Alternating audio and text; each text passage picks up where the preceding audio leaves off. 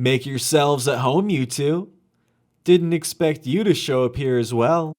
Sorry about last time. Wait, you live alone until now, right? Yeah, well, my mom is renting the house for me while I'm studying. How old are you? I turned 19 last month. Ah, so more than barely legal. Don't worry, I won't be as bad as her. And I... You, okay? Don't be so horny for him. Don't be so horny for him. I need to think about it. Oh wow, you have big box PC games? Yeah, those are hand-me-downs from my dad. Lucky bastard. They're just there as collectibles. I play them digitally these days. You know, that reminds me.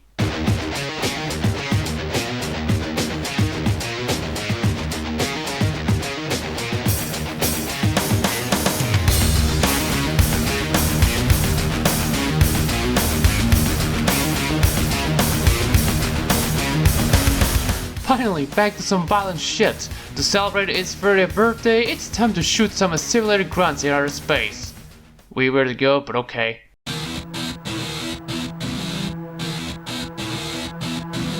Quake 2 is a game that isn't talked about much, which is weird because I've seen a bunch of videos about the game. Sure, this is from 2013, but that doesn't excuse the laziness. While Quake turned out to be a seller but not as successful as Doom, the development of it caused some of the talent leaving, including John Romero, due to some questionable management. Still, John Carmack looked ahead and decided to spearhead a new IP. Yes, Quake 2 was originally supposed to be something new that has nothing to do with the original, complete with a different name to compensate with a different aesthetic. But when that failed, to just stick with what we have now. Still, development went well compared to Quake 1, coupled with Carmack releasing development logs to keep fans up to date. Released in December 1997, while being lauded for its presentation, it was criticized for its forgettable campaign and having a similar gameplay style to the first game. This is just like World War II shooters. At least the multiplayer would suffice. I'll be playing the GOG version with the Yamagi source port because the original doesn't have widescreen support. We start off. What the hell is this, an FMV? Anyways, last time I played Quake on hard, then Nightmare for the last episode before the end boss. Thanks, Lauren. But this time I'm going soft and just play on medium. We begin with, damn, another FMV? And a story to boot? Well, it's nothing to write home about. Earth got fucked by an alien invasion, humans fought back, and now they're about to invade their home planet. It's like Starship Troopers, only with less giant bugs and without the satire. One of the pods got attacked by that huge fuck-off gun and crash lands into their base. You play as Bitterman, surviving the Stroh Gauntlet as he helps the military win the battle. Or is it Strog, like strong? The game can't make their mind up, apparently. Speech as these brave soldiers took the fight to the Stroh's home planet. Destroyed Strog logistical train.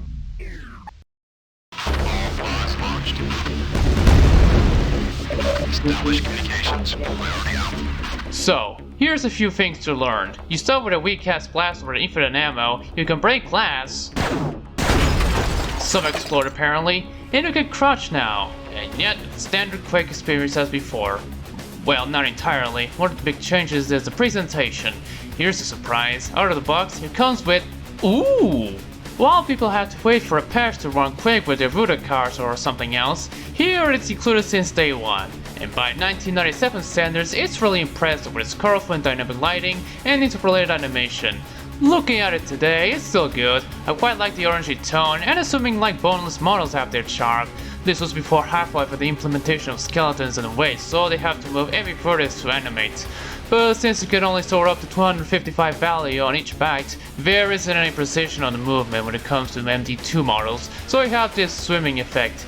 It isn't noticeable in the enemies far enough, but you'll see the warping on the weapons more often in this game. You see a lot of swimming up close in many Tech 2 games.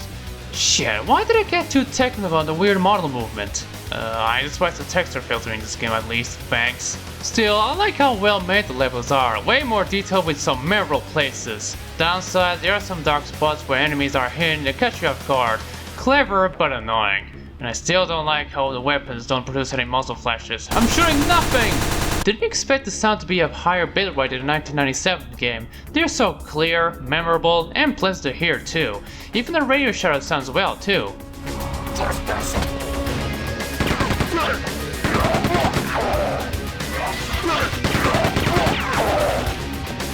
Trent Reznor didn't return to compose the soundtrack, because he wasn't available at the moment. Doesn't stop it from reusing its jump grunt though. Sonic Mayhem takes a realm this time with a more metal soundtrack, and yeah, it fucking rocks.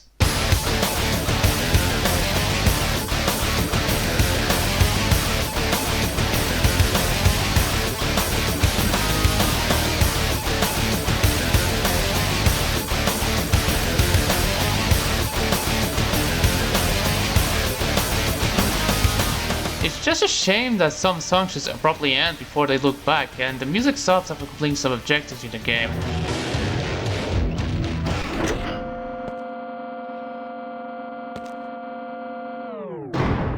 Talk about an audible ruined orgasm. Worse yet, the soundtrack isn't in the Steam version, so you have to download some crap to do so.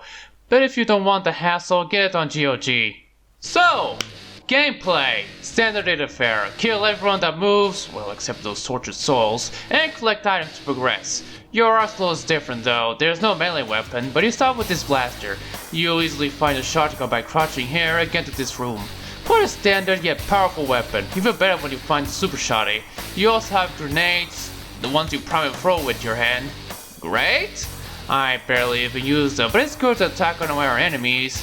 Here's a machine gun. Unlike in Quake or Doom for that matter, some items must be activated to use them. That includes environment suits, scuba gear, and even quad damage, which can store up to 2 in at least medium. Actually, I like saving it for later, mainly for bosses. This is a tactical game after all, I think? Other stuff includes medkits, and I still can't tell them apart, armor, 2 kinds of ammo packs that expand your maximum capacity, and adrenaline, which can permanently add 1 point of maximum health. Hell, you might find John Carmack's head somewhere in the game. There's a silencer which lowers gun noise for stealthy approaches in a Quake game, power shield which absorbs damage a lot better, and invulnerability. 2 guesses on what it does. It is rare, but much like quad damage, it's very useful for later. And by that I mean I never used it. While the gameplay is somewhat standard, it's not just trying to get to the next level. The game has 10 levels, named units. Why am I back at school all of a sudden? You'd think I would say only 10 levels, but these units are divided into maps that you can go back to until you finish said units. So it's sort of like Half-Life or Hexen before it. I don't want to piss off the old school fans, okay? You are given objectives from the military via this computer where you must do the secondary ones to complete the main one and move on to the next. Hey! You can still find secret rooms and levels if you explore the levels enough, with some hints like cracked walls you can break, underwater holes, hidden buttons, even hiding behind explosive barrels, that sort of thing. Like I said, the levels have rich detail by 1997 standards. They structure well even with the bullshit enemy placements. Of course, there's still that key hunting madness, not only keys but data disks too. Whoa, where will you die? I'm more used to Half-Life's approach to level design. After that short visit to the base, Better Man heads to the depot. Here's the enemies, which mostly consist of the strong and stratified humans. People with removed organs, mechanical implants, and wiped out memories, with their only intention being eliminating any opposition invading their dear planet. So the Borg mixed with Nazism. Widerstand ist zwecklos. Gotta love how every enemy can be gypped even after killing them. You have your standard cards which, like the cultists from Blood, carry different weapons. Keep an eye on the hit scanners. Next are the enforcers, basically the bears of the game. Unlike the hit scan guards, they have a slightly longer wind up so you have time to take cover or to stun them. These weird running animations are making me miss the shot. Stay put! The gunner, not to be confused with the machine gun guards, are just bigger enforcers with grenade launchers. Well, there goes my health! If it weren't for that weirdly distinct noise, I wouldn't know the difference between the two from afar. The berserkers are better. While they have the same maneuvers as the gunners and enforcers, they only use their saw and blade, so it's best to keep your distance. It's only worse when you confront at least 2 in tight places. You may be quick, but I'm faster! That still gets me. Then there's them. I fucking hate them dogs with human faces. At least they're better looking than pugs, but that's saying a lot because these fuckers like to suck you dry with their tube. Down boy, now play dead. You know what's just as bad? The flying ones, like the flyers. Real original there. Those droning sounds when they fly, they creep me the hell out. Then there's the spongy caresses and the floating brains called the technicians. Man, these visuals give me chills. I'll talk more about the enemies as I go through the game, but even at medium, the later enemies are a nuisance when fighting in groups or pop up from monster closets. A neat tradition. So I kept saves coming. Sure, it isn't like the older games where you always start with a pistol or shotgun after you die, as the game auto-saves after every map load, but I really don't want to do that part again. Anyways, here's your chain gun. Damn, this thing shoots a lot of lead fast. Well, that was worth it. It's much better when fighting groups, obviously. Well, I destroyed the cargo train, powered up the warehouse, and I'm about to leave. I sure hope there's no one hiding. Tank! Oh, he's just a slow, lumbering fellow. I'm pretty much— holy shit, he's packing! Glad that's over. Off to jail. Yeah, you literally go to prison to deactivate the main computer and security system. And it's also where you meet your first actual boss.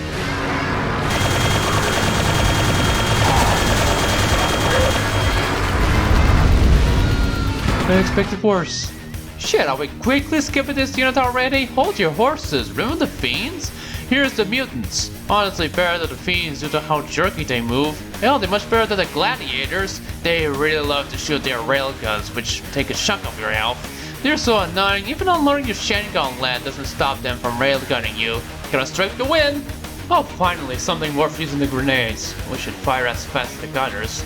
Hope you like hearing prisoners.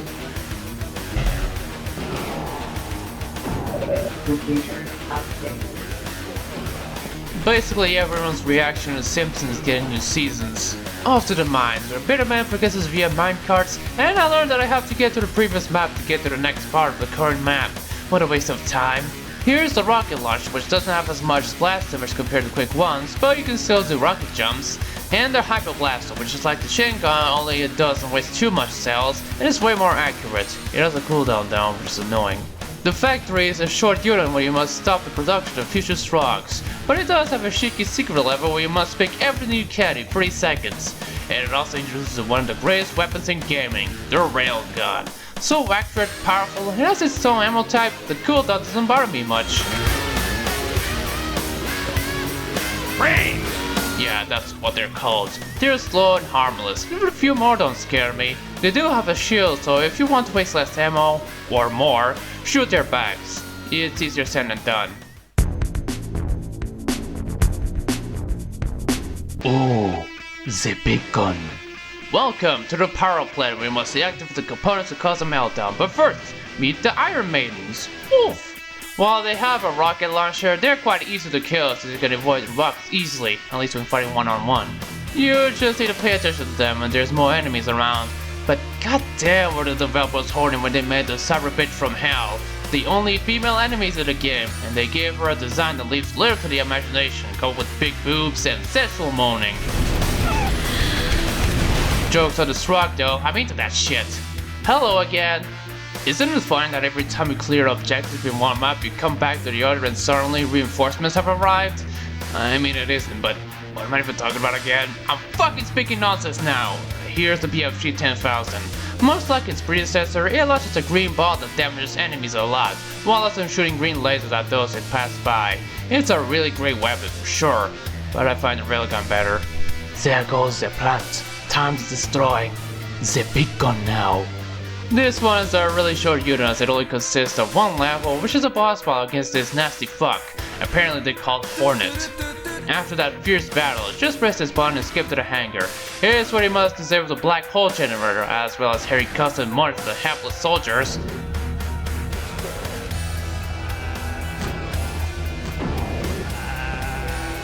This isn't annoying at all. Oh look, I kept killing them by accident. I definitely violated the Geneva Conventions. Doesn't matter. Strike the fuel pipes and get it over with. Off to storm the palace. Right after I'm done with these Icaruses. I've been into some awkward situations like this. I thought I was like completely lost and thought something was missing. Like, how was I supposed to go? I tried searching high and low until I gave up and had to look up a walkthrough. Until I realized that I missed something obvious like a switch at the beginning of the cooling facility, or this part in Upper Palace after you picked up the disc. The aesthetic certainly looks different. It makes sense as this palace needs a lot of decor and tank commanders to signify royalty. I really like it. If you want to dismantle dictatorships. Right, time to fight out the French President Emmanuel Macron. Fuck fucking flyers! The supreme leader of the tribe, who has two forms. One where he uses an exoskeleton, Jorg! And second being Dan by himself. It's a throwback to that Hitler matchup in Wolf 3D. Be careful as they use their BFG. Thankfully, I've saved 2 quad damages for this particular boss, and what do you know, it's OP as fuck. Bitterman escapes and crash lands to the planet's surface, definitely about to get strugglified. Quick 3 said so. The end. Well, that was underwhelming. No text roll or anything. I know there was a cutscene after the boss, but gosh, I expected a bit more from the NIT game. Then again, the single player isn't well remembered. I'm sure if you ask someone what were the most memorable parts of the campaign, they probably would say the first level, the presentation, and Iron Maidens. I mean, Summer probably has the hots for her. This is probably more than me. Multiplayer on the other hand is a beast. Every single player map is configured for deathmatches, which is amazing, but later on there have been patches that include dedicated MP maps. It's either your standard deathmatch, whether it be free-for-all or team-based, or a cooperative campaign. Now I cannot review the multiplayer properly because despite my ping being less than 100 milliseconds in one server, it was really laggy at my end. Still, I had some fun and killed a few players despite everything. I might have sounded like I rushed through the game, but unlike something like Bottom for Bikini Bottom, this is just a simple action game which just shoot, shoot, shoot without the need for any side quests. It's your traditional 90s hit game, just mindless killing after mindless killing, and the levels aren't as confusing as before, just straightforward as heck. And while I did get lost in a few instances, they were on me. Okay, except for that part in the hangar unit, it was still a bit confusing with the lips and all. Overall, it was great. There have been 2 mission packs from Zatrix and Rogue Entertainment, ports for the PS1, N64, and the Zeebo, whatever that is, loads of mods, and the RTX version from Nvidia in 2019, which, like, it looks well, but even I think that's too much. I really don't get the praise for it. I want my PS1 graphics back. I know this seems a little too lewd, but I've been doing some pornographic content and selling them for over 1.5 years. So, do you mind if I do that here? Well, no, I'll allow it. But I'm not sure about my mom, though. Hey, I got an email from Lily. She says she wants me to visit her in Kyoto sometime in April. Well, looks like she wants as much physical contact from me as you do from your Aunt Alice. She's not sure about it since the whole thing is still persisting. If I were you, I'd rather not travel. We've already risked our lives moving here. But if you accept the risk... Forgive me, Lauren.